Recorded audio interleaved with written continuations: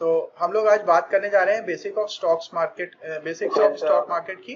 बाकी stock market के ऊपर काफ़ी सारी लेक्चर्स मैंने ऑलरेडी बनाए हुए हैं, वो मेरे यूट्यूब चैनल पे अवेलेबल हैं, आप वहाँ पे भी जाके देख सकते हैं। डेरिवेटिव के ऊपर भी मैंने लेक्चर बनाए हुए हैं, फ्यूचर्स, ऑप्शन, डेरिवेटिव, इसके ऊपर भी लेक्चर हैं। तो अगर आप क्लास अटेंड करने आ रहे हैं और अगर आप उन लेक्चर्स को पहले से सुन लेंगे तो हम लोग स्टॉक मार्केट के बारे में बात करते हैं। और सबसे पहला टॉपिक है फाइनेंशियल मार्केट। तो financial market is basically divided into two parts, money market and capital market.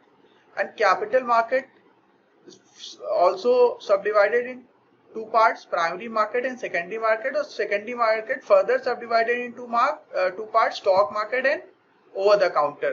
तो अभी हम लोग जैसे बात कर रहे थे बेसिक्स ऑफ स्टॉक मार्केट की, तो जनरली लोग स्टॉक मार्केट के बारे में ही जानते हैं, उन्होंने स्टॉक मार्केट वर्ड ही सुना होता है।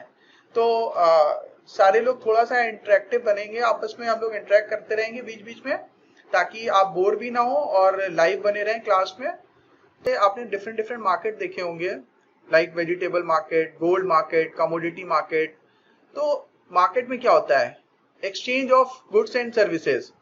अगर हम वेजिटेबल मार्केट में जाते हैं तो वहाँ वेजिटेबल एक्सचेंज होती है, मतलब एक बायर होता है, एक सेलर होता है, और बायर सेलर को कुछ पैसे देता है।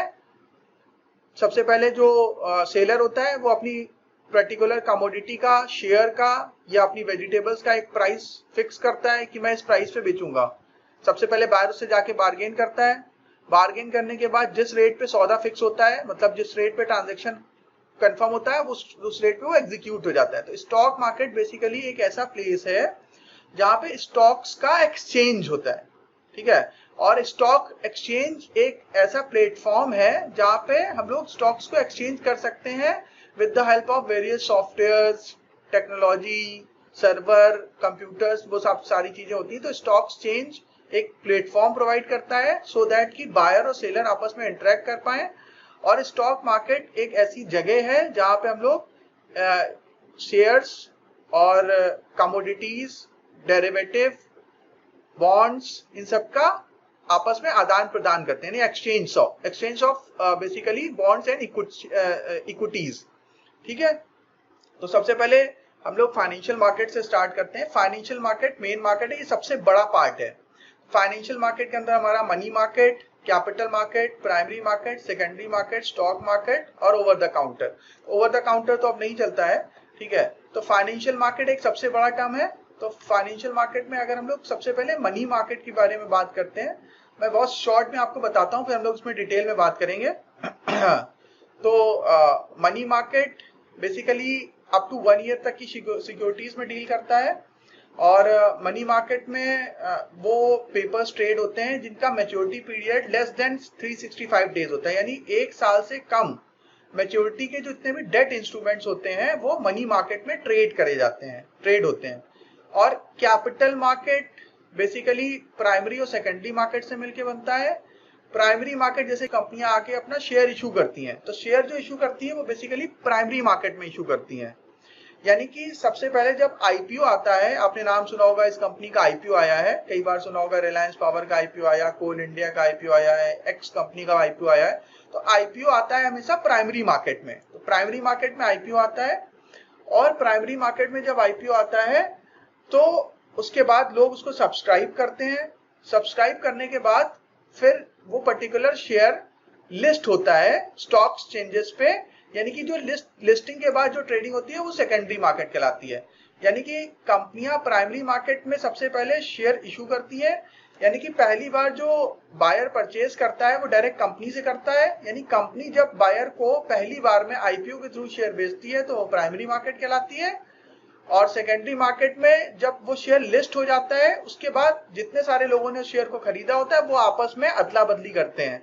मतलब मान लो 1 लाख लोगों ने रिलायंस पावर के आईपीओ में रिलायंस के शेयर को सब्सक्राइब कर लिया, अब वो 1 लाख लोग सेकेंडरी मार्केट में with the help of stock market, NSC और बीएससी, स्टॉक मार्केट में 2 मार्केट जनरली ज्यादा पॉपुलर है, 2 मार्केट एनएससी और बीएससी।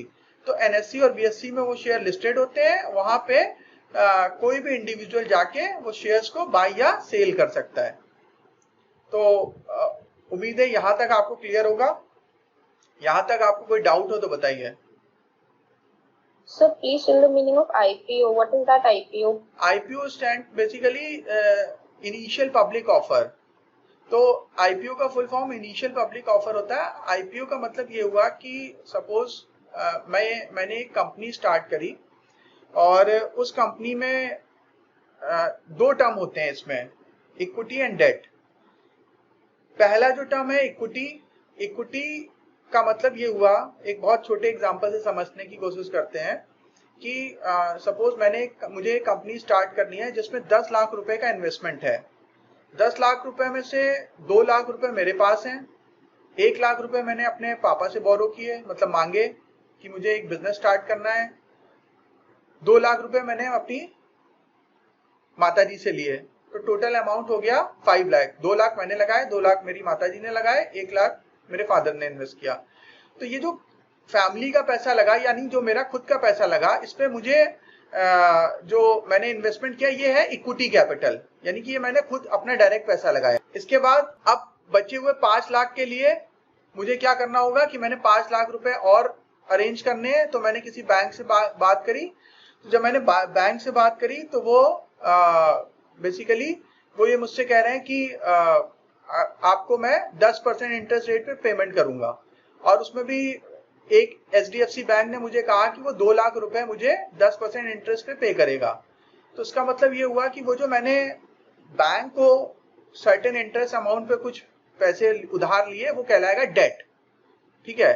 अब इसमें थर्ड पार्टी का एंट्री हुआ, अभी भी 3 लाख रुपए शॉर्ट हो रहे थे, तो 3 लाख रुपए मुझे और अरेंज करने थे। तो मैंने क्या किया, अपने 3 दोस्तों से बात करी और उनको ये बताया कि भाई मैं इस तरह का बिजनेस स्टार्ट कर रहा हूँ और इसमें ये इसका बिजनेस प्लान है और ये बहुत अच्छा है, और वो मेरे बिजनेस प्लान से कन्विंस हो गए। तो उन्होंने भी उस पर्टिकुलर बिजनेस में 1-1 लाख रुपए इन्वेस्ट किया। तो अभी क्या है कि 2 लाख रुपए जो बैंक ने दिया वो क्या कहलाएगा, ठीक है। तो अगर मैं उनको कोई इंटरेस्ट नहीं पे करूंगा तो मैंने क्या किया, उन अपने 3 दोस्तों को अपनी कंपनी में 10% की शेयर होल्डिंग दे दी। 10 लाख रुपए का टोटल इन्वेस्टमेंट था, ठीक है। तो 1 लाख रुपए हुआ 10 लाख का 10%, और उन्होंने सबने 1-1 लाख रुपए लगाए, यानी कि उन तीनों दोस्तों को मैंने अपने कंपनी के 10% शेयर दे दिए। अब वो मेरी कंपनी में 30% के शेयर होल्डर है। तो यानी उन्होंने क्या खरीदा, मेरी कंपनी से इक्विटी खरीदी, क्योंकि उस जो उन्होंने मुझे 1 लाख रुपए दिए हैं, तीनों ने मिलकर 3 लाख रुपए दिए हैं, उस पर उनको कोई इंटरेस्ट नहीं मिलेगा। अगर इंटरेस्ट नहीं मिलेगा तो उन्होंने मुझे वो पैसे क्यों दिए, उनका क्या एडवांटेज होगा चल के। अगर उन्होंने मेरी कंपनी में 10% शेयर होल्डिंग करी है, तो अगर कंपनी 100 रुपए कमाएगी तो उन तीनों लोगों को कंपनी के 100 रुपए का 10% यानी 10 रुपए प्रॉफिट मिलेगा in the form of dividend. तो मतलब कंपनी जब भी डिविडेंड डिक्लेयर करेगी तो टोटल डिविडेंड का 10% उनको मिलेगा। तो यानी कि पहला एडवांटेज हुआ इक्विटी शेयर होल्डर का कि उनको डिविडेंड मिलेगा। सेकेंड एडवांटेज क्या हुआ, over a period of time company definitely grow करेगी। तो जब कंपनी ग्रो करेगी तो आगे चल के शेयर होल्डर्स को भी एडवांटेज मिलेगा। यानी कि अगर मैंने उस समय जब कंपनी का शेयर उनको दिया, तो मैंने लेट अस अज्यूम कि मैंने उस समय फेस वैल्यू मानी कंपनी की 10 रुपए की, तो 10 रुपए का शेयर अगले 3-4 साल तक मैंने काम किया और बढ़ के वो 15 रुपए का हो गया। तो यानी कि जो मेरे फ्रेंड्स ने जिन्होंने 1-1 लाख रुपए के शेयर्स खरीदे थे, उनके शेयर्स भी 10 रुपए वाले शेयर बढ़ के 15 रुपए के हो गए। यानी उनका टोटल जो इन्वेस्टेड अमाउंट है 1 लाख, वो बढ़ के कितना हो गया होगा, 1,50,000, ठीक है, 1.5 लाख रुपए हो गया होगा, ठीक है, क्योंकि 50% का प्रॉफिट आया कंपनी में। तो इस तरह से क्या होगा, over a period of time share price of company will grow, और साथ ही साथ equity share holder also enjoy dividend. तो जैसे जैसे कंपनी प्रॉफिट करेगी वो डिविडेंड डिस्ट्रीब्यूट करेगी, तो इक्विटी शेयर होल्डर को डिविडेंड मिलेगा, और साथ ही साथ उनका जो शेयर प्राइस है वो भी over a period of time increase करेगा, राइट। तो यहां तक कोई प्रॉब्लम किसी को?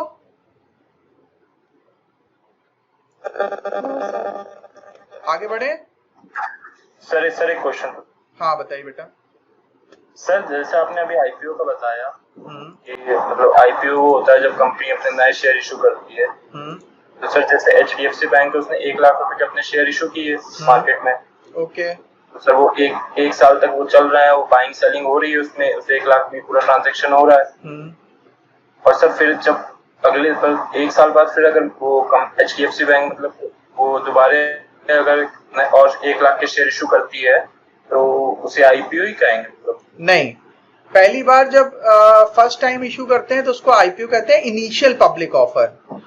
सेकेंड टाइम इशू करते हैं तो देखिए उसके इशू करने के बहुत सारे तरीके हैं, अभी हम लोग डिस्कस करेंगे आगे चल के। तो वो राइट इशू के फॉर्म में कर सकते हैं, वो FPO के फॉर्म में कर सकते हैं, फॉलो ऑन पब्लिक ऑफर, उसको कहते हैं फॉलो ऑन पब्लिक ऑफर, ठीक है। तो FPO के फॉर्म में कर सकते हैं, राइट इशू के फॉर्म में कर सकते हैं, प्रेफरेंशियल शेयर के फॉर्म में कर सकते हैं। वेरियस नंबर ऑफ वेज हैं उनको फंड रेज करने के। अगर किसी कंपनी ने पहले शेयर इशू करे और आगे चल के उसको लग रहा है कि उसको और पैसे की जरूरत है और उसको फर्दर कुछ इक्विटी डाइल्यूट करनी है, देखिए शेयर कंपनी कैसे इशू करती है, जो उसके प्रमोटर्स होते हैं, जैसे फेसबुक का एग्जांपल लेते हैं क्योंकि थोड़ा आपको इंटरेस्ट आएगा। फेसबुक का एग्जांपल लेते हैं। फेसबुक का जब फर्स्ट टाइम लिस्टिंग हुआ था तो उसका शेयर प्राइस उन्होंने $40 रखा, और $40 का जब उन्होंने शेयर प्राइस रखा तो उस समय मार्क जुकरबर्ग ने अपनी कुछ शेयर, मतलब जब कंपनी IPO तक पहुंचती है तो IPO के पहुंचने के पहले भी बहुत सारे चैनल्स होते हैं। मतलब शुरुआत में जब स्टार्टअप किया होगा मार्क जुकरबर्ग, जो उसके फाउंडर हैं, CEO भी हैं, तो उन्होंने जब उस कंपनी को स्टार्ट किया होगा तो उनको बहुत सारी चीजें करने के लिए पैसे की जरूरत पड़ी होगी। तो जब फर्स्ट टाइम पैसे की जरूरत होती है तो आप अगर IPO लेके आएंगे तो आपकी कंपनी को कोई जानता नहीं है और कोई आपके पास इन्वेस्टमेंट बैंकर नहीं है, कोई लीड मैनेजर नहीं है आपके पास। एक्चुअली IPO से फंड रेज करना भी बहुत कॉस्टली होता है, इतना आसान नहीं है, और आप उसके लिए आपकी कंपनी वेल रिकॉग्नाइज होनी चाहिए IPO लाने के लिए। तो अगर आपके पास उतनी ज्यादा रिकॉग्निशन नहीं है तो आपको सबसे पहले एंजल इन्वेस्टर्स के पास जाना पड़ता है। तो एंजल इन्वेस्टर्स वो लोग होते हैं जो कंपनी में इन्वेस्टमेंट करते हैं इनिशियल फेसेस पे। तो जब एंजल इन्वेस्टर कंपनी में इन्वेस्टमेंट करते हैं तो वो क्या करते हैं कि वो कुछ ना कुछ पोर्शन इक्विटी का परचेज कर लेते हैं। तो मान लीजिए मार्क जुकरबर्ग ने जब कंपनी स्टार्ट करी होगी तो उनको नए सर्वर बनाने थे, ऑफिस बनाना था, एम्प्लॉय हायर करने थे, उसके लिए उनको बिजनेस के लिए पैसे की जरूरत थी।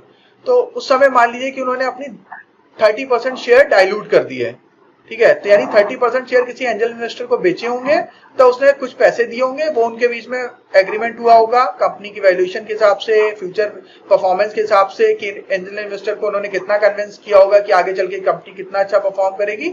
इन सब बेसिस पे एंजल इन्वेस्टर ने कंपनी के प्रमोटर को पैसे दिए और उतना शेयर खरीद लिया। फिर उसके बाद उन्होंने काम करना शुरू किया, कंपनी बड़ी हो गई। जब बड़ी हो गई तो उसको बहुत ज्यादा पैसे की जरूरत है अब और फर्दर नेक्स्ट लेवल पे जाने के लिए। तो नेक्स्ट लेवल पे जाने के लिए जब बहुत ज्यादा पैसे की जरूरत है तो उन्होंने क्या किया, अब उसको लिस्टिंग कराने की सोची। लिस्टिंग कराने का मतलब IPO लाने के लिए सोचा। तो जब वो IPO लाने के लिए सोच रहे हैं उस समय क्या हुआ कि जो एंजल इन्वेस्टर ने 30% शेयर अपने पास खरीद रखे हैं और 70% मार्क जुकरबर्ग के पास हैं, प्रमोटर्स के पास। तो दोनों को ये डिसाइड करना है कि अब आपको कितना कितना हिस्सा बेचना है। तो मार्क जुकरबर्ग ने कहा कि लेट अस अज्यूम मैं अपने 20% शेयर और बेचूंगा, और एंजल इन्वेस्टर ने कहा कि मैं अब सारे शेयर बेच दूंगा क्योंकि अब वैल्यूएशन बहुत अच्छी हो गई कंपनी की और मुझे बहुत प्रॉफिट हो रहा है और मैं यहां से बेच के एग्जिट कर जाता हूं। तो यानी कि 30% एंजल इन्वेस्टर का और 20% मार्क जुकरबर्ग का, टोटल 50% शेयर का IPO आ गया। तो अब मार्केट में उस 50% शेयर की टोटल वैल्यू निकाली गई। मान लीजिए कि 10,000 करोड़ की वैल्यूएशन आई, तो 10,000 करोड़ को उन्होंने छोटे छोटे टुकड़ों में डिवाइड कर दिया कि एक शेयर का प्राइस लेट अस अज्यूम $100 रहेगा। तो $100 डिवाइडेड बाय 10,000 करोड़, तो ये पता चल जाएगा नंबर ऑफ शेयर्स कितने हुए। तो उतने शेयर वो मार्केट में इशू कर देंगे, ठीक है। तो उसको फिर IPO के थ्रू लोग सब्सक्राइब कर लेंगे। लेकिन जब फर्दर अब कंपनी ने और बड़ी हो गई, उसको और पैसे की जरूरत है, तो अब वो क्या करेगी, फॉलो ऑन पब्लिक ऑफर लेके आएगी। फॉलो ऑन पब्लिक ऑफर जब लेके आएगी तो अब क्या है, मार्क जुकरबर्ग के पास अभी भी 50% शेयर हैं कंपनी के। उनको लग रहा है कि मैं 10% हिस्सा और बेच देता हूं और इससे जो फंड रेज करेंगे उससे मैं अपनी कंपनी की वेल्थ को और बढ़ा लूंगा। तो उन्होंने क्या किया, फॉलो ऑन पब्लिक ऑफर में 10% शेयर और डाइल्यूट कर दिए। Market basically indicate security having maturity period less than 1 year. तो और ये बेसिकली डेट इंस्ट्रूमेंट्स होते हैं। इसका मतलब ये हुआ कि मनी मार्केट में वो सारे इंस्ट्रूमेंट्स आते हैं जिनकी मैच्योरिटी लेस देन 1 ईयर होती है और उस पर एक सर्टेन इंटरेस्ट मिलता है। इसमें शेयर्स नहीं होते हैं। कैपिटल मार्केट में डेट और इक्विटी दोनों होता है, इसमें डेट इंस्ट्रूमेंट्स भी होते हैं। डेट इंस्ट्रूमेंट्स जैसे बॉन्ड्स, डिवेंचर, ठीक है, ये सारे डेट इंस्ट्रूमेंट्स होते हैं। बॉन्ड्स, डिवेंचर क्या होते हैं? जब कंपनी को पैसे की जरूरत होती है तो उसको दो तरह से फंड रेज करने का ऑप्शन होता है, एक इक्विटी और एक डेट। तो जब वो इक्विटी से फंड रेज करती है तो वो उसको प्रमोटर को अपने शेयर को देना पड़ता है, डाइल्यूट, अपनी शेयर होल्डिंग डाइल्यूट करनी पड़ती है, दूसरे लोगों को वो अपनी शेयर होल्डिंग बेच देते हैं और वहां से उनको पैसा मिलता है। और in case of debt company क्या करती है? बॉन्ड्स और डिबेंचर इशू करती है। तो बॉन्ड इशू करती है मतलब वो क्या करती है कि मान लीजिए उसने 100 करोड़ रुपए मार्केट से लिया, 100 करोड़ के बॉन्ड इशू करे, अब उसको 100 करोड़ पे 10% का इंटरेस्ट पे करना है। तो ये कंपनी के मैनेजमेंट को डिसाइड करना होता है कि उनको डेट के थ्रू फंड रेजिंग करनी है या इक्विटी के थ्रू फंड रेजिंग करनी है। तो अब एक चीज आपसे मैं ये पूछना चाहूंगा कि अभी तक आपकी क्या अंडरस्टैंडिंग है कि आप अगर आप एक कंपनी के फाउंडर है, प्रमोटर है, तो आपको क्या लगता है आपको जो फंड रेज करना है वो कैसे करना चाहिए? डेट के थ्रू करना चाहिए, इक्विटी के थ्रू करना चाहिए? आपसे ये क्वेश्चन पूछा था कि डेट और इक्विटी से अगर मुझे फंड रेज करना है तो कौन सा मेथड ज्यादा बेनिफिशियल रहेगा? तो डिपेंड करता है ये कि जो इन्वेस्टर, जो बेसिकली प्रमोटर है, मैं आपको 2-3 एग्जांपल देके समझाने की कोशिश करता हूं। जैसे पतंजलि, तो पतंजलि क्या करती थी जनरली?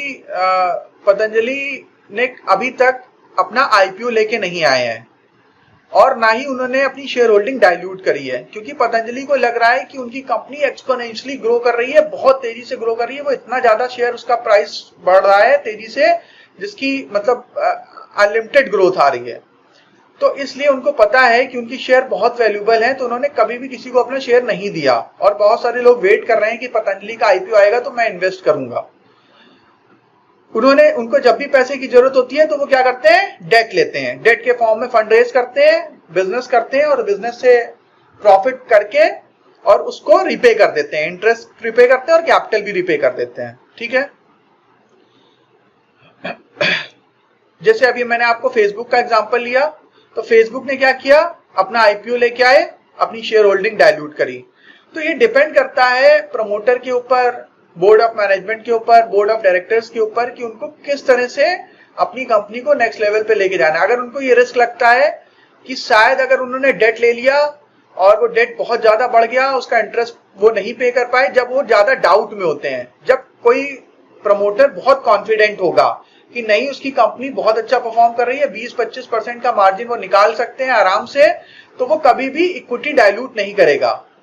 क्योंकि इक्विटी, जितनी ज्यादा इक्विटी आपके पास होगी उतनी ही वेल्थ आपकी बढ़ेगी। इसको एक एग्जांपल से बताने की कोशिश करते हैं। जैसे कि टाटा ग्रुप एक बहुत बड़ा ग्रुप है और उसकी अगर सारी कंपनियों को आपस में क्लब किया जाए तो उसकी नेटवर्थ जो है, ओवरऑल मार्केट कैपिटलाइजेशन, वो रिलायंस इंडस्ट्री से बहुत ज्यादा है।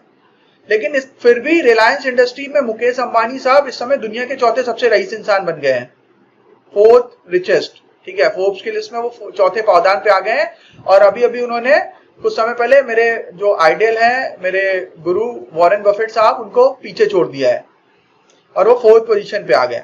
अभी बीच में उन्होंने इलॉन मस्क को भी पीछे छोड़ दिया था, जो कि टेस्ला, स्पेसएक्स, पेपैल, इन सब के फाउंडर थे।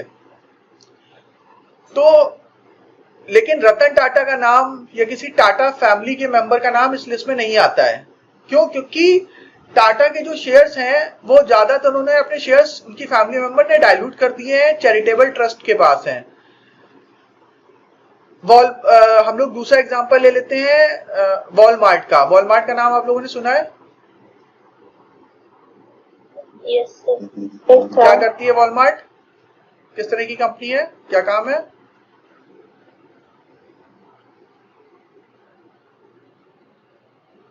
नहीं पता किसी को वॉलमार्ट क्या करती है? फ्लिपकार्ट का नाम सुना है? फ्लिपकार्ट का? जी बेटा। Retail corporation.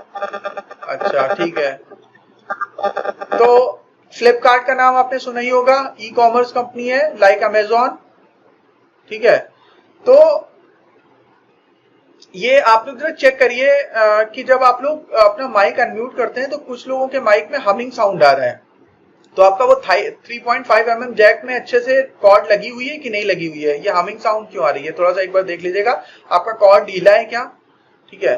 तो जो आपका फ्लिपकार्ट है बेसिकली अमेजोन और फ्लिपकार्ट बेसिकली दोनों ई कॉमर्स कंपनियां हैं और वॉलमार्ट ने अभी अमेजोन को खरीदा है। और वॉलमार्ट एक जिस तरह से इंडिया में बिग बाजार है सुपर मार्केट चेन, उसी तरह से वॉलमार्ट दुनिया में सबसे बड़ी मार्केट चेन है और वो उनके बहुत बड़े बड़े सुपर मार्केट होते हैं और वो इतने बड़े होते हैं, उनका साइज इतना बड़ा होता है कि अपना बिग बाजार उनका एक छोटा सा सेगमेंट के बराबर है। यानी कि जनरली उनके स्टोर्स इतने बड़े होते हैं कि उनको शहर के बाहर बनाया जाता है और वहां पे सुई से लेके जेसीबी क्रेन तक मिलती है। आप वहां पे जाके बुलडोजर भी खरीद सकते हैं, वहां पे आप ट्रक भी खरीद सकते हैं, ट्रक का भी एक स्टॉल होगा, वहां पे जाके आप ट्रक खरीद सकते हैं, कारें भी मिल रही होंगी, बाइक्स मिल रही होंगी, एसयूवीज मिल रहे होंगे, मतलब इस स्केल का वो स्टोर्स होते हैं और वो बहुत बड़ी है। हम लोग इसके बाद सारी जितनी भी बड़ी बड़ी कंपनियां हैं सबकी केस स्टडी करेंगे एक एक करके, ताकि हम ज्यादा अच्छे से समझ पाए स्टॉक मार्केट को, ज्यादा अच्छे से समझ पाए कैपिटल मार्केट को, और इसको समझने के बाद इससे वेल्थ कैसे क्रिएट करते हैं, कैसे आप खुद बिलियनर बन सकते हैं, हम ये भी समझेंगे आने वाले समय में। तो आप अच्छे से सब्जेक्ट को समझते रहिएगा, कोऑपरेट करिएगा, जो आपको असाइनमेंट दिए जाए, पढ़ने को दिया जाए वो आप जरूर पढ़िएगा। और मैं आपसे फिर से रिक्वेस्ट करूंगा कि आप को मैं चाहे तो आप मेरे YouTube चैनल पे विजिट कर लीजिएगा, अंशुमन दीक्षित आप YouTube पे टाइप करेंगे, मेरा फोटो लगा होगा उसमें मैंने लगभग 50-60 वीडियो ऑलरेडी अपलोड करे हुए हैं और ज्यादातर रिलेटेड हैं विद फाइनेंशियल मार्केट। तो उसमें बेसिक्स ऑफ स्टॉक मार्केट, ये जो मैं स्लाइड आपको दिखा रहा हूँ इसके बारे में आपको मिल जाएगा। स्लाइड्स मैंने ऑलरेडी कवर करी, तो एक बार अगर आप पढ़ के आएंगे, मतलब आप वीडियो देख लेंगे पहले से ही, तो आपको ज्यादा अच्छे से समझ में आएगा सब्जेक्ट और आप आके क्रॉस क्वेश्चन कर सकते हैं। तो आपसे रिक्वेस्ट है कि आप वीडियोस को एक बार रेफर कर लीजिएगा, तो आपको बहुत तेजी से कंसेप्ट क्लियर होगा। हाँ, तो मैं आपको ये बता रहा था कि जो वॉलमार्ट है वो काफी बड़ी कंपनी है और उसकी जो वेल्थ है वो किसी भी कंपनी से बहुत ज्यादा है, लेकिन वॉलमार्ट फैमिली का कोई भी बंदा फोर्ब्स की टॉप 10 की लिस्ट में नहीं है। रीजन ये है कि उन्होंने अपने शेयर डाइल्यूट कर दिए हैं, सबके पास थोड़े शेयर चले गए हैं। लेकिन बिल गेट्स का आपने नाम सुना होगा, माइक्रोसॉफ्ट के फाउंडर सीईओ, वो बहुत लंबे समय तक दुनिया के सबसे अमीर इंसान रहे हैं। अभी इस समय कौन है, इस समय दुनिया का सबसे अमीर इंसान कौन है? अमेजॉन इंसान है, फाउंडर सर, अमेजॉन फाउंडर। क्या नाम? Jeff Bezos. Right, very good, ठीक है, गुड। तो जेफ बेजोस साहब जो है वो दुनिया के समय सबसे रईस इंसान है और बिल गेट्स भी हैं टॉप 3 में, टॉप 5 में, अब मारी साहब भी आ गए हैं। तो इसका रीजन ये है कि इन लोगों ने अपने शेयर को ज्यादा बेचा नहीं, मैक्सिमम शेयर होल्डिंग इन्होंने अपने पास रखी। रिलायंस इंडस्ट्री का 40-45% हिस्सा जो है वो मुकेश अंबानी और उनकी फैमिली के पास ही है, इसलिए वो दुनिया के टॉप 5 अमीर इंसानों में शामिल हो गए। Same with Jeff Bezos, same with Bill Gates. तो माइक्रोसॉफ्ट के जो फाउंडर बिल गेट्स हैं उन्होंने भी अपनी मैक्सिमम शेयर होल्डिंग अपने पास ही रखी है। इसकी वजह से उनकी जो वेल्थ है वो बहुत बढ़ गई है। और आपको मैं एक एग्जांपल दूं कि ये वेल्थ इतनी ज्यादा हो गई है, अगर मैं जेफ बेजोस की वेल्थ का एग्जांपल दूं तो जेफ बेजोस की वेल्थ इतनी हो गई है जितनी शायद इस पृथ्वी के 50-60 देशों की टोटल जीडीपी होगी। इतना एक इंडिविजुअल इतना अमीर हो गया है। और अगर हम टॉप 3-4 कंपनियों की टोटल मार्केट कैपिटलाइजेशन को क्लब कर दें, अमेजॉन, अच्छा सबसे बड़ी कंपनी कौन है इस समय in terms of market capitalization दुनिया की? कोई गर्ल्स भी पार्टिसिपेट करिए प्लीज, अंदाजा लगाइए, इसमें कोई आपका इंसल्ट नहीं होने वाली है, आपको खाली गेस करना है कि कौन सबसे बड़ी कंपनी है इस समय दुनिया की। रिलायंस दुनिया की सबसे बड़ी कंपनी है।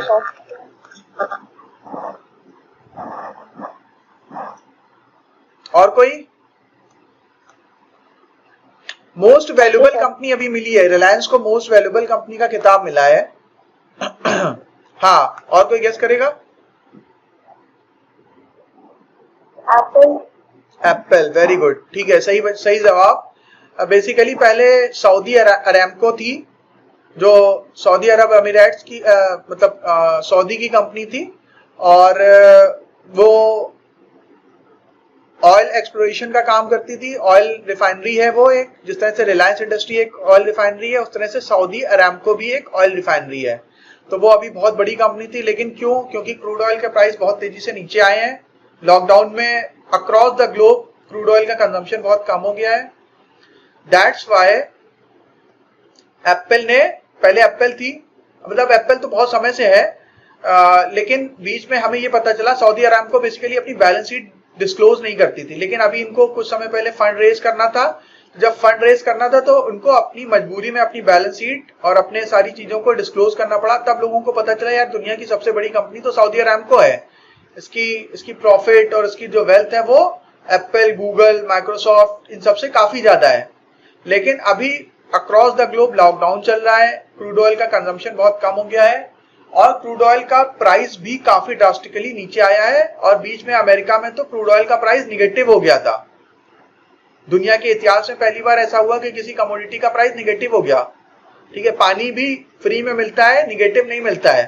ठीक है, क्रूड ऑयल निगेटिव रेट पे मिलने लगा था, मतलब वो कह रहे थे कि तुम भाई क्रूड ऑयल भी ले लो, कुछ पैसे भी ले लो, ठीक है, लेकिन ले लो। तो ऐसा हो चुका है, इसलिए सऊदी अरामको की वेल्थ जो है वो घट गई।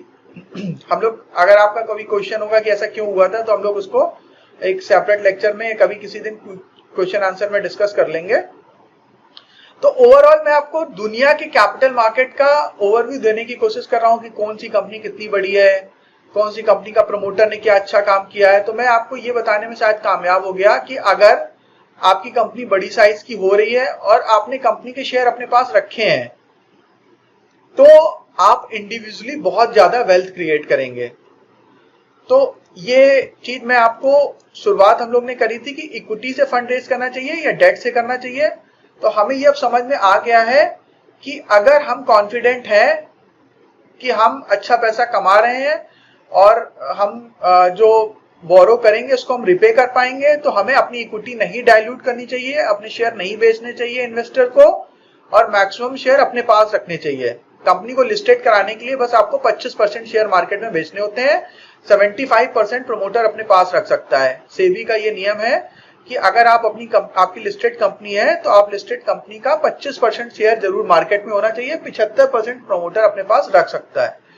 तो जो समझदार प्रमोटर होते हैं वो अपनी अच्छी कंपनियों के शेयर को मार्केट में नहीं बेचते हैं और वो अपनी वेल्थ को बढ़ाते चले जाते हैं। उनको ये कॉन्फिडेंस होता है कि मैं अपनी कंपनी को बहुत बड़ा कर लूंगा, और इसीलिए वो बाई बैक भी करते हैं। ये भी एक टर्म है, अभी हम लोग आगे चल के सीखेंगे, by back of share. By back का मतलब ये होता है कि कंपनी अपने शेयर को वापस खरीद लेती है इन्वेस्टर से बड़े प्राइस पे। मतलब मार्केट प्राइस चल रहा है मान लीजिए 100 रुपीज, तो रिलायंस ने बोला कि मैं 105 में मुझे अपना शेयर खरीदना है, तो उसको कहते हैं बाई बैक ऑफ शेयर। तो ये कंपनी कब करती है?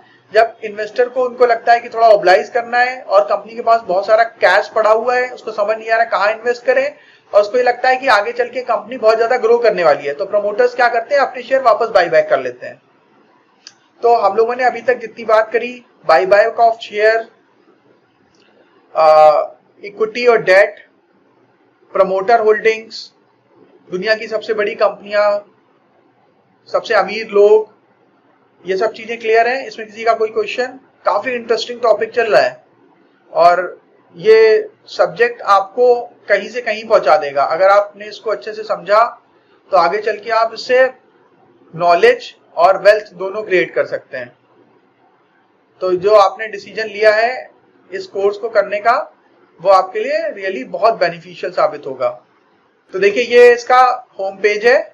आप अगर यहाँ पे देखेंगे तो आपको कुछ मेन इंडेक्स दिखाई दे रहे होंगे, लाइक सेंसेक्स, गोल्ड, FTSE, इधर HDFC बैंक, इधर चेंज होकर डाउ जोन्स हो गया, इधर क्रूड ऑयल आ गया, इधर निफ्टी का।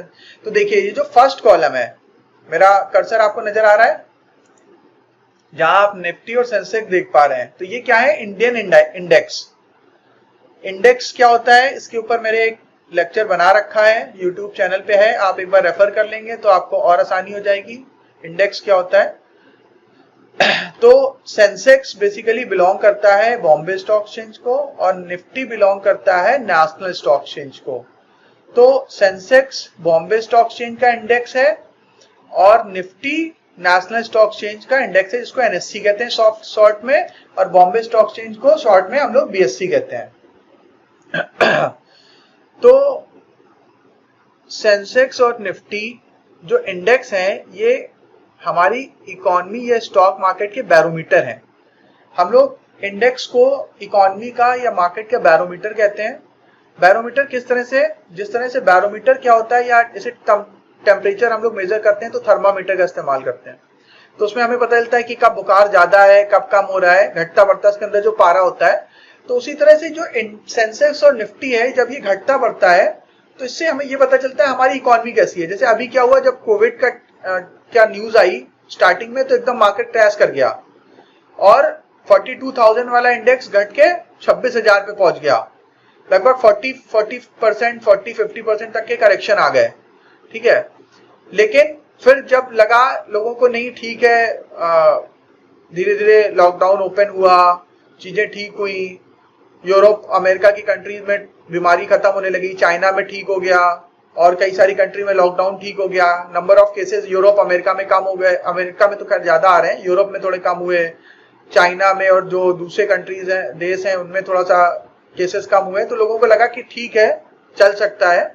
ये सामने आप देख सकते हैं कोरोना का लाइव अपडेट भी आ रहा है। तो इंडिया में क्योंकि सिचुएशन बहुत ज्यादा खतरनाक है, लेकिन इंडिया में पॉपुलेशन भी इतनी ज्यादा है, तो इसकी वजह से सेंसेक्स ने वापस बाउंस बैक किया जब ये लगा कि बहुत ज्यादा पैनिक की सिचुएशन नहीं है, मतलब ऐसा नहीं होगा दुनिया खत्म होने जा रही है। तो जब लोगों को ये लगा तो वापस सेंसेक्स और निफ्टी ने बाउंस बैक किया और वापस 38,000 देखिए चल रहा है। तो यानी कि ये अभी हाई से कुछ थोड़ा सा नीचे। इसको कैसे चेक करते हैं, मान लीजिए इस पे मैंने क्लिक कर दिया, निफ्टी 50 पे मैंने क्लिक किया, अभी इसका डिटेल आ गया सामने आपके। तो निफ्टी का इस समय प्राइस चल रहा है 11,300। अब देखिए 52 वीक रेंज, ये आप देख रहे हैं, इसकी रेंज दिख रही है आपको, क्या रेंज है, 52 वीक। लो कितना है, हाई कितना है, कोई बताएगा देख कर स्क्रीन पे? क्या लो दिख रहा है, क्या हाई दिख रहा है? ये लो है, ये हाई है। एक बहुत बेहतरीन रिकवरी आई मार्केट में। तो आप लोगों को कुछ आइडिया लग रहा है कि जब इकोनॉमी में बहुत ज्यादा प्रॉब्लम होती है और ये लग रहा होता है कि शायद आगे चल के बहुत ज्यादा दिक्कत होने वाली है, तो स्टॉक मार्केट नीचे गिरता है, इंडेक्स नीचे गिरता है। स्टॉक मार्केट नीचे गिरने का मतलब क्या हुआ, उसका इंडेक्स नीचे गिरता है। और जब मार्केट वापस रिकवर करती है, अच्छा चल रही होती है, तो हमें लगता है कि हाँ अब चीजें ठीक हो रही हैं। और जब हाई के आसपास आ जाता है मार्केट, तो हमें ये पता चल जाता है कि आगे का प्रोस्पेक्ट काफी ब्राइट है और इन्वेस्टर्स को और बड़ी बड़ी कंपनियों को ये लग रहा है कि आगे चल के बहुत अच्छी ग्रोथ आने वाली है। तो मार्केट ऑल टाइम हाई के आसपास आ जाता है। यानी कि ये जब 12,000 के आसपास आएगा, 12.5 के आसपास आएगा, तो ये लगेगा कि सारी चीजें बहुत अच्छी हो गई हैं। तो अगर इंडिया में जिस दिन केसेस आना कम हो जाएंगे कोविड के, और ये जो हम लोग सैटरडे संडे को लॉकडाउन हो रहा है, या फिर जो कुछ स्टेट्स में बहुत ज्यादा केसेस आ रहे हैं, ये थोड़ा कम होगा, तो हम लोग वापस अपने ऑल टाइम हाई के आसपास आ जाएंगे। लेकिन अभी मार्केट थोड़ा सा एक्सपेंसिव हो गया है, क्योंकि इंडिया में सिनेरियो ठीक नहीं है। Day by day cases increase हो रहे हैं और मार्केट काफी ऊपर आ चुका है। तो हो सकता है थोड़ा बहुत करेक्शन आ जाए 2-4-5% का, लेकिन उससे कोई घबराने की बात नहीं है। तो इंडेक्स आपको समझ में आया, ये निफ्टी है। अब इसके बाद हम लोग बात करते हैं इंडियन इंडाइसेस के बारे में। देखिए मेरा कर्सर कहाँ पे है, इंडियन इंडाइसेस। तो इंडियन इंडाइसेस कौन कौन से हैं, निफ्टी 50, ये निफ्टी एनएससी के इंडेक्स है, Nifty 50, bank Nifty, Nifty mid cap, Nifty next 50, Nifty 100, Nifty 200। तो ये अलग अलग इंडेक्स हैं, बट सबसे फेमस इंडेक्स कौन सा है, निफ्टी 50। अब हम लोग एक बार सेंसेक्स को भी देख लेते हैं। सेंसेक्स के स्टॉक चेन का, यानी कि ये अभी रिसेंट पास्ट में, अभी कुछ 2-3 महीने पहले जब कोविड का एपिडेमिक का एकदम से पैनिक आया था मार्केट में कि ये क्या बहुत खतरनाक बीमारी आ गई है कोई, और अब लग रहा है कि सब कुछ खत्म हो जाएगा, तो उस समय मार्केट में बहुत ज्यादा क्राइसिस आ गई थी और मार्केट घटते घटते 25,000 आया। और विद इन अ मंथ और 2 मंथ ये वापस रिकवर करके वापस 38,000 पे आ गया। तो आप सोचिए कि जिसने 26-27 हजार के आसपास परचेज किया होगा या 30,000 पे भी किया होगा या 31,000 पे भी का परचेज किया होगा, उसने इस समय काफी अच्छा प्रॉफिट अर्न कर लिया। ठीक है, और ये तो आज हम लोगों ने बात करी सेंसेक्स और निफ्टी की, ये दोनों लार्ज कैप इंडेक्स कहलाते हैं। लार्ज कैप इंडेक्स क्या होता है? वो इंडेक्स जिसमें काफी बड़ी कंपनियां होती हैं, जिनकी मार्केट कैपिटलाइजेशन 1 लाख करोड़ या उसके ऊपर की होती है, उन कंपनियों को हम लोग लार्ज कैप कंपनी कहते हैं। या आसान भाषा में आप लोग एक काम और करिएगा, एक नोटबुक लेके बैठिएगा अपने साथ, सो दैट कि जब मैं कुछ पॉइंट बताऊं तो आप फटाफट नोट करते रहिएगा उसको। जैसे एक पॉइंट ये है कि सेंसेक्स टॉप 30 कंपनियों से बनता है।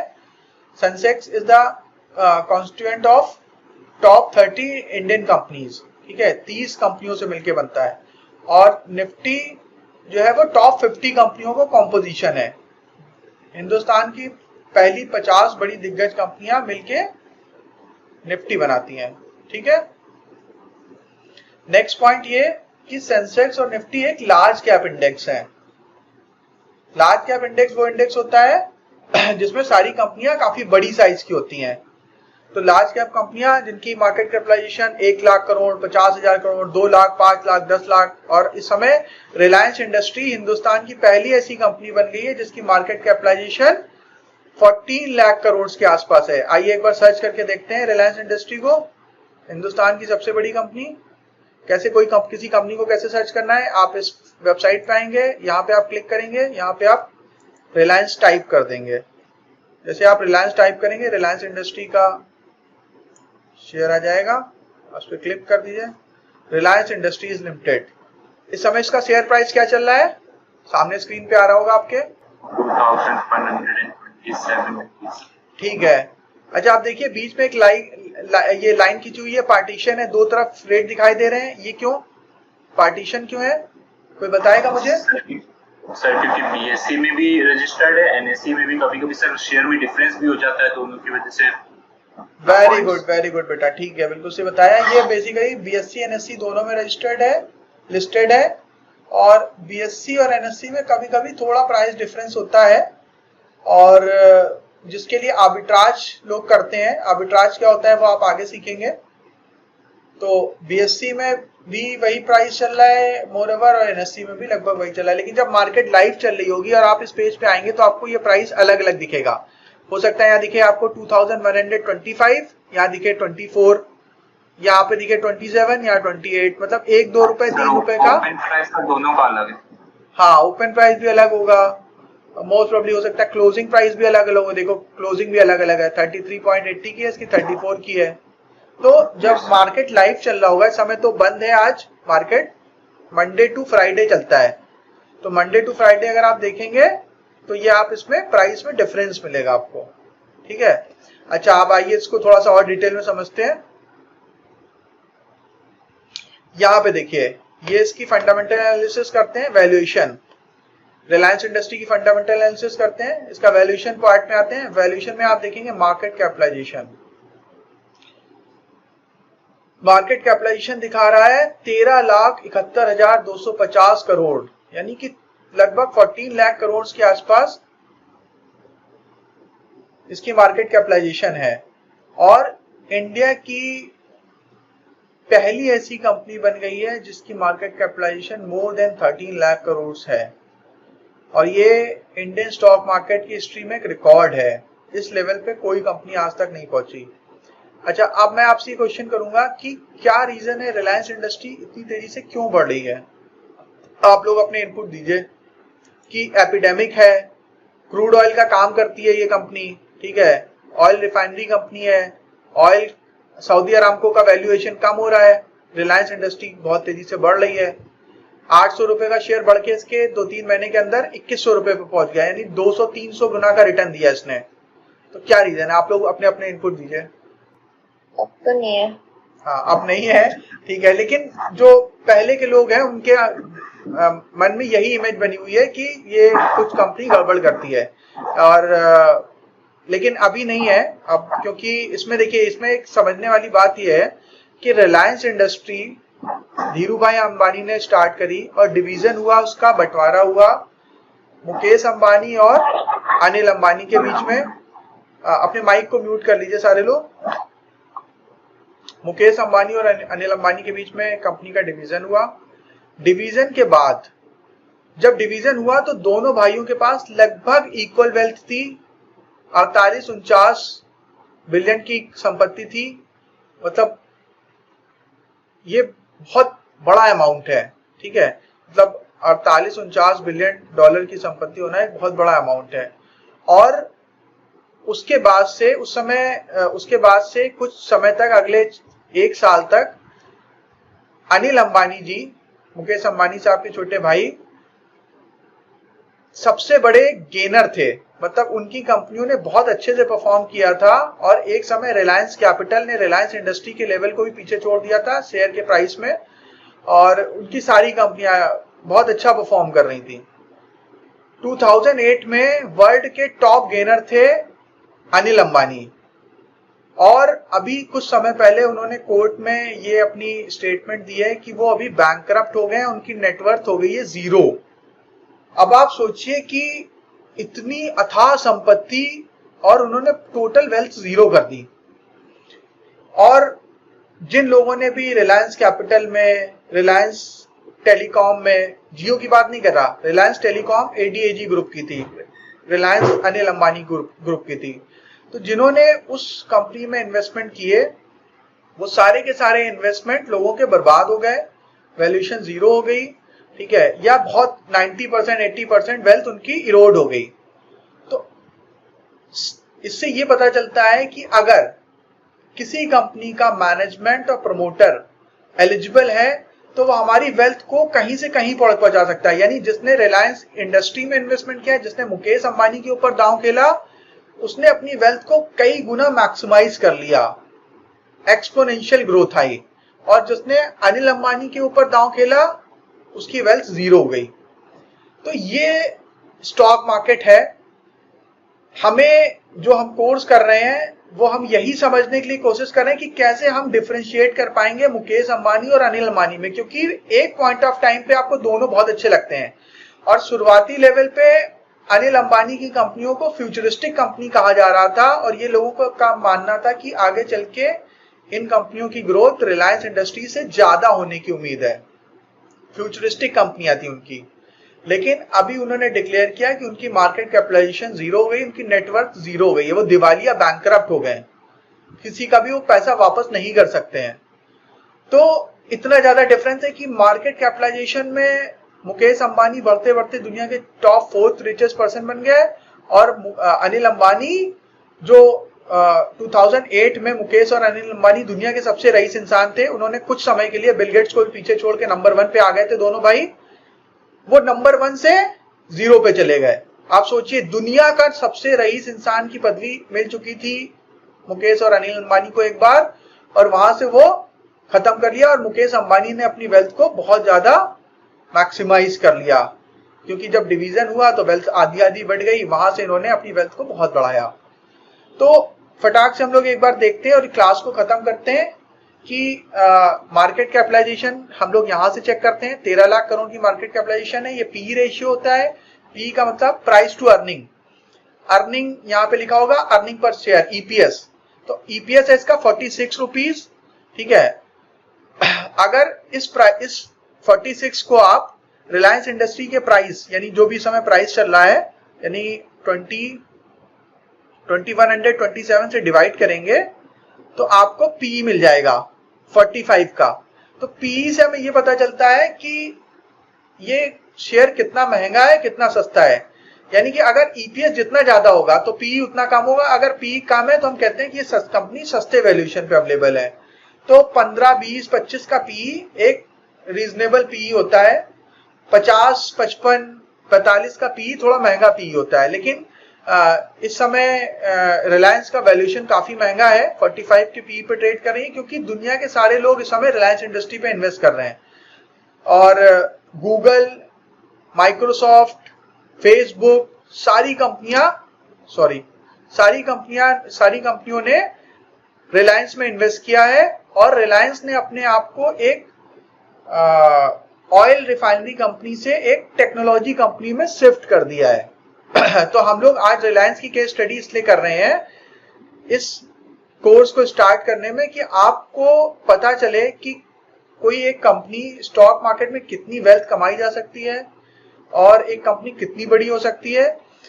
और वो कंपनी इतनी बड़ी हो गई है कि दुनिया की सारी टेक जाइंट्स उसमें इन्वेस्टमेंट कर रही है और उनको ये लग रहा है, क्यों इन्वेस्टमेंट कर रहा है, क्योंकि उनको ये लग रहा है कि आने वाला टाइम रिलायंस का है, क्योंकि रिलायंस के पास जियो का पावर है, सबसे ज्यादा सब्सक्राइबर बेस इंडिया में है, इंडिया की पॉपुलेशन काफी ज्यादा है और वो ग्रो हो रही है और आगे चल के ये 100 करोड़ सब्सक्राइबर तक पहुंच जाएगी। उसके बाद जियो ने बाहर भी एक्सपेंड करने का प्लान करा हुआ है, ई कॉमर्स में भी ये आ चुके हैं और बहुत सारी चीजें और भी कर रहे हैं।